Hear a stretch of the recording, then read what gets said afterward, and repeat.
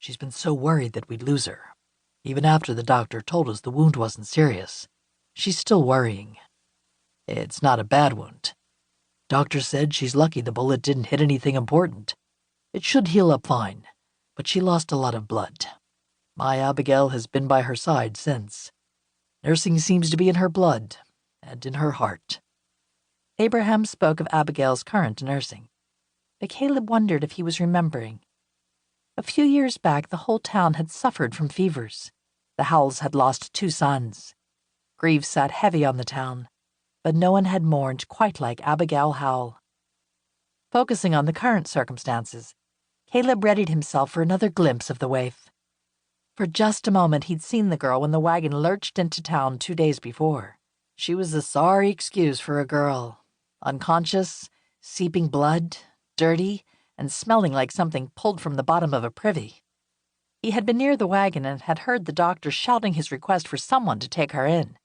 "Who'll house her?" the good doctor had shouted into the growing crowd. "She needs a place to stay, somewhere safe to convalesce." No one had volunteered. No one but Abraham, who happened to be returning home from his store, his books tucked under his arm as they were every night when he locked up and walked the short distance back to his home and family. Stopping to see what the commotion was, he had quietly offered his roof to the girl. The crowd had murmured among themselves, but none seemed surprised by Abraham's offer. Caleb had been ready to wake the girl and go after whoever did this. No one was going to get away with shooting a pitiful girl in his territory. Before he'd been able to shake her and get the details he needed, Doc Jones had stopped him. "She's not well enough to be questioned," he'd said. "Give her a couple days." Caleb had questioned the men who had found her, but they'd been no help. When he'd walked back to the jail, he had nothing to show for his efforts but questions.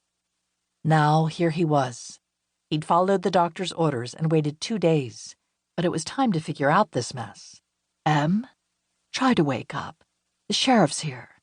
He wants to help you. Can you wake up and talk to him? Abigail gently nudged the girl's shoulder. Abraham stood near his wife, silently spectating. The effect was slow, but the girl did open her eyes. Blue eyes met his own. It was obvious that the Howells had attempted to clean her up, but she was in good need of a good dunk in a tub. "Em, is it?"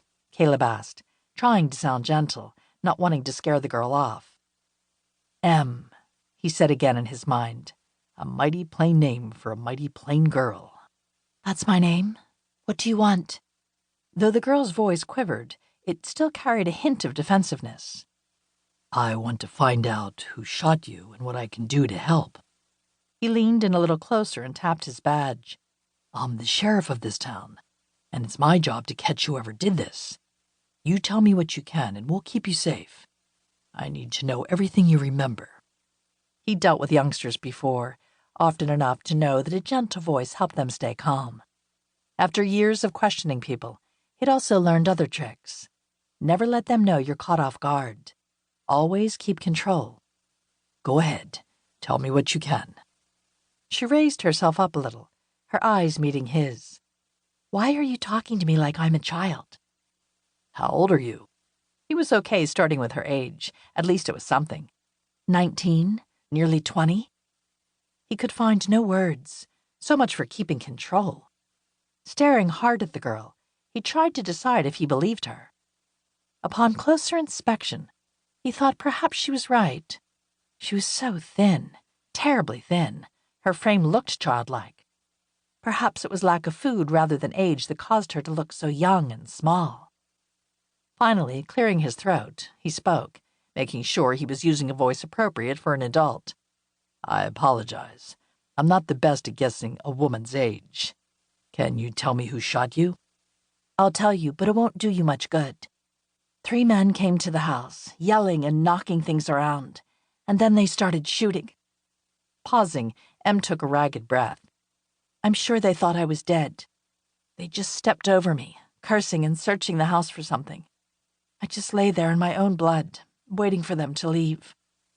"Did you see their faces?" He opened his notepad. "Did you know any of them? Do you know what they were looking for?"